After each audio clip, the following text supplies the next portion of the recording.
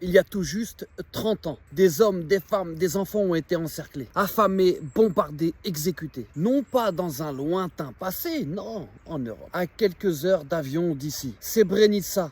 Retenez bien ça. Srebrenica, un nom devenu symbole d'un silence honteux. Plus de 10 000 personnes assassinées, enterrées dans des fosses, jetées dans des rivières pour contaminer l'eau, disparues dans l'indifférence totale. Les soldats hollandais étaient là, ils ont vu, ils n'ont rien fait. Sarajevo, 1425 jours de siège, le plus long de l'histoire moderne. La population coupée du monde, à la merci des snipers et des obus. Les enfants traversaient les rues en courant pour ne pas mourir, pendant que l'Europe, elle, regardait ailleurs. C'était une stratégie, une volonté de faire disparaître un peuple, une mémoire, une foi, une ethnie. Méthodiquement, froidement, lentement. Rien que dans ce pays, 614 mosquées détruites entre 92 et 95. 614. C'est une volonté d'effacer l'islam, littéralement. Et derrière tout ça, il y avait des groupes. Des groupes paramilitaires serbes, souvent inspirés par l'idéologie nazie, avec leurs drapeaux noirs, leurs crânes blancs et des slogans de mort. Et aujourd'hui, 2025, Gaza. Les mêmes techniques, les mêmes discours, les mêmes silences. On parle de frappes ciblées, de dommages collatéraux, de zones à pacifier. Mais derrière les mots se cachent des réalités atroces. Des enfants amputés, des familles entières rayées de la carte, des hôpitaux effacés, des infrastructures complètement détruites, des journalistes ciblés, assassinés, des écoles réduites en poussière. Ce n'est pas un conflit, c'est une tentative